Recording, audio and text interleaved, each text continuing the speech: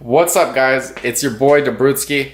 Been a long time, I know, a long time since I've gotten any footage to you guys.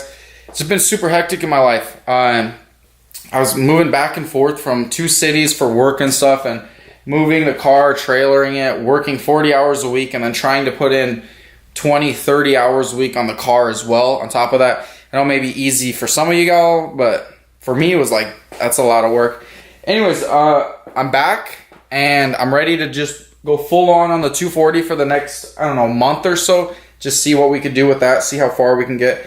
I did end up finishing the motor. I did put the forged internals, I put CP pistons, I put H-beam rods, new crankshaft.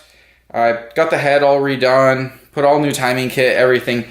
Turboed it, did all that stuff. Turned out great, got new wheels for it. Let me just give you a quick little sweep around of it. The only thing it really needs now is like the paint needs to be fixed. As you can tell, all of this is like chipping out and just doesn't look that great in areas. Yeah, right here. Then you got a couple little dents. I don't know if you can see any of this. Oh, before I show you the front end, just like a quick little update too. I did build the custom front end. Well, me and the aid of a buddy.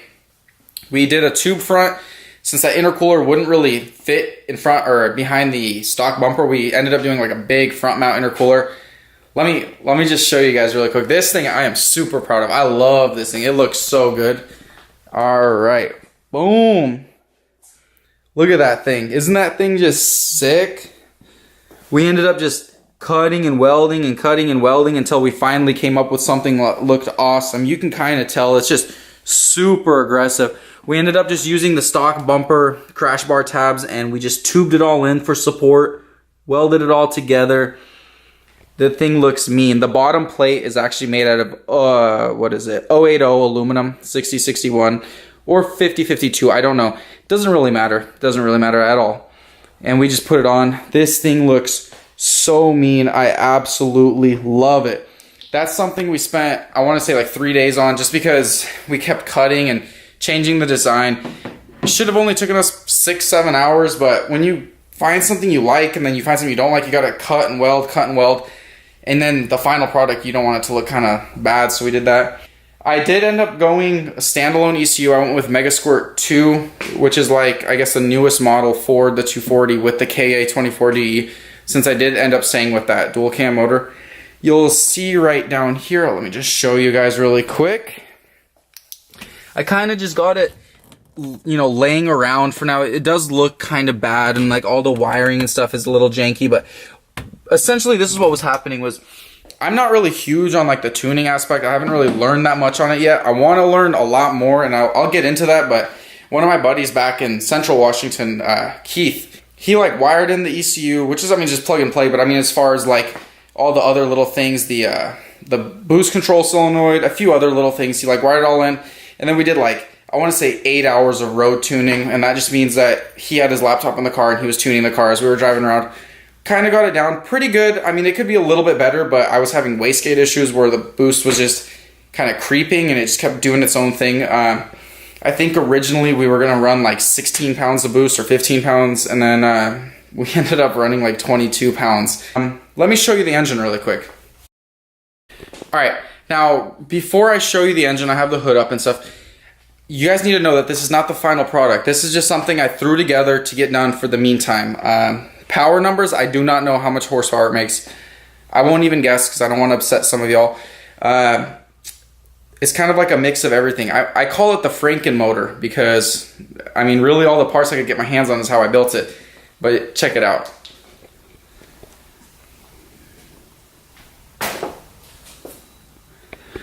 So what it is here, this is just a KA24DE that is, I'd say semi-built, not necessarily fully built. Not yet. And then a GT3176 turbo with just like a custom manifold. And then I ran my own custom intercooler piping. As you notice, that turbo is running nothing there. I mean, that's just straight air, no MAF sensor at all anymore. The reason that is there is because we actually went air density right here. So this is a air temperature sensor. That'll just, you know, tell the engine how hot the air is that's coming out of this side of the intercooler. I did all this piping over here. I tried to tuck it to the frame as much as I absolutely could, which turned out pretty good.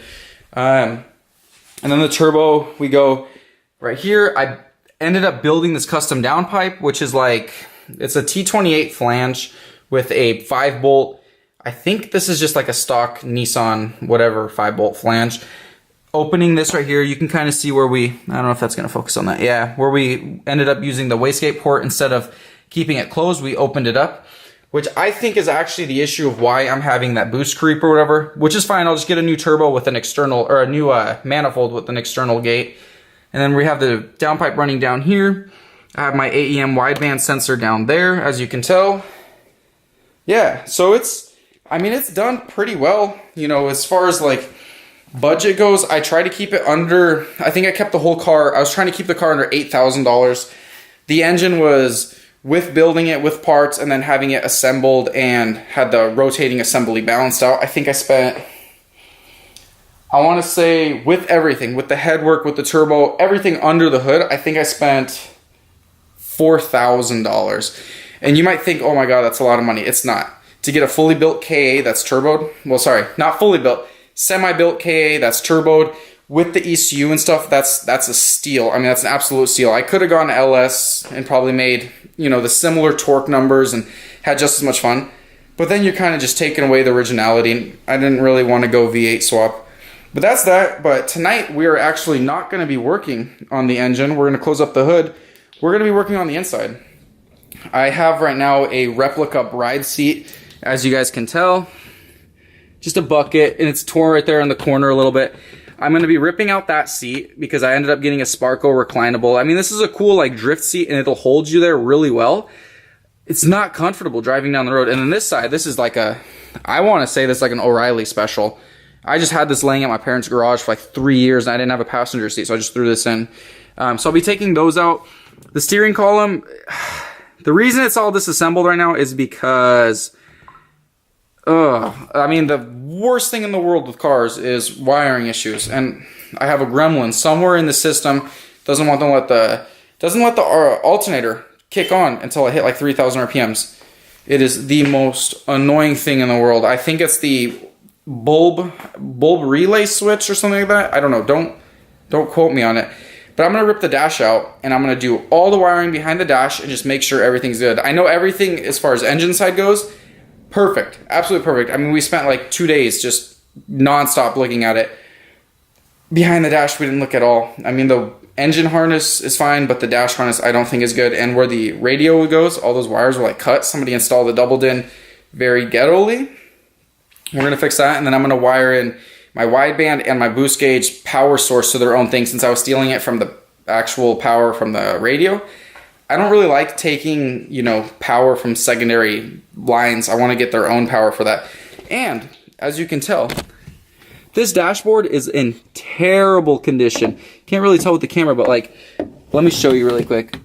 You can like push holes into the dashboard because it's so sun faded. It's so bad, and you can kind of see these cracks right here are just like freaking terrible, really bad all the way through. Doesn't really fit that great. What I ended up doing was I knew a guy in, let's see, he was like 30 minutes south of me here in Washington, and he had a really clean dash, and I had a turbo that he needed, and I was like, hey, I'll trade you my turbo for your dash. And like, he was like, let's do it. I was like, all right. So what I have right here is like a mint condition dashboard, no cracks, no nothing. End up having to, I don't know what the state law is, so I might go to State Patrol and figure out how to swap out the VIN numbers. And I'm gonna put this dash in there. It's so much cleaner. Don't mention like this like greasy stuff. That's just, I put some shine on it really quick just to see how it would turn out. This thing is super clean. Besides this tiny little crack, I'm not gonna worry about that. That could, I could put like a sticker or something. This thing's so clean, I absolutely love it. So we're gonna start with, I mean, since I wanna pull out the dash, we're gonna start with pulling the seats out. It just makes things a lot easier. Also, as far as these seats go, let me just show you really quick. Right here, I just used stock, like from stock seats, the mounting brackets, and we just chopped everything off and welded some bars to them and kind of mounted these up. The seats sit a little high since, I mean, they're like 2 inches too high, and I was trying to figure out ways of making them lower. And I just ordered some Sparco, like really low seat rails. So hopefully those fix the issue. I mean, those are gonna come this week, and that's gonna help mount the new Sparco seat that I got.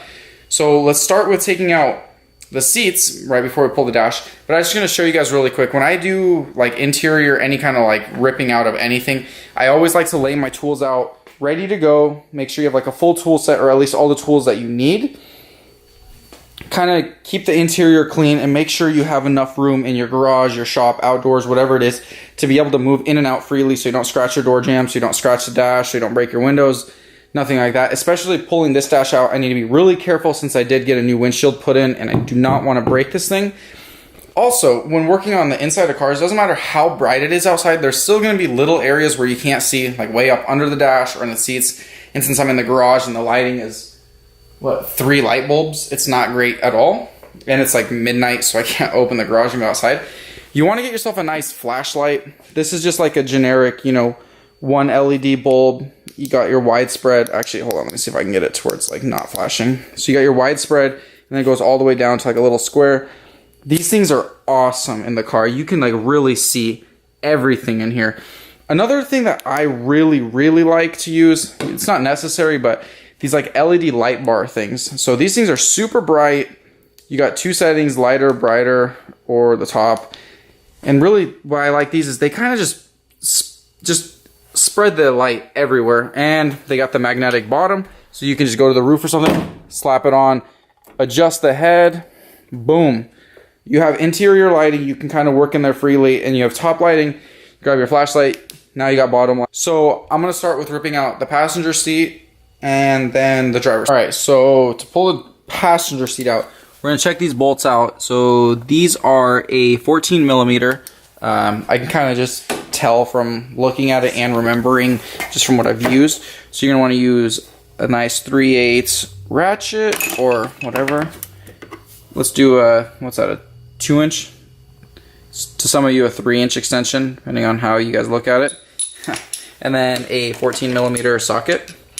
We're gonna put all this together and we're gonna pull the seat out. So I just got the passenger seat out, as you guys can see. All the bolts came out good. The carpets, I don't understand this. I don't get how the carpet got so dirty with like no one riding in this car besides Keith a couple times. I don't get this. This is just like a bunch of crap laying around. So I'm gonna clean all this out. Anyways, the seat's out, and one of my biggest things was as far as like going to the new like seat mounting brackets. The height was one thing, but the other thing was the harness. I want to say the harness loop or the harness attachment. Wow, I can't talk. Since as you can see, I have a harness bar in here holding the harnesses until I get a roll cage, if that's the way I go. This secondary harness right here on the left side, I just had this strap just straight to the bolt as well. And, you know, going back and forth, people are saying, oh, that's the way to do it. That's not the way to do it. Kind of looking up like the rules of the way that the straps are supposed to go is there's supposed to be a little loop on your actual seat rail, and that is supposed to go, so let's say you're looking at it this way, right here on this rail, kind of right where my finger is, there's supposed to be a little loop there, and what that does is that's where your harness attaches to. And that's one of the biggest things for me was the harnesses never really fit right and they never felt right. So we're gonna use those new brackets and have the harness go there. The other side, wow, just ends up mounting right here. As you can tell where this one tension rod goes to, and these are all mounted around. I'm not a huge fan of the harness bars, but as you guys remember, when I bought the car, it was missing everything. I mean, the interior, it was missing, the windshield was screwed up, all the interior, all the wire harness. I mean, the car had nothing, not even brake lines, fuel lines, nothing. We ended up putting all of that in. So that's just what we're using for the meantime, just so I can drive the car around and still be safe in case I crash or pulled over, whatever it may be.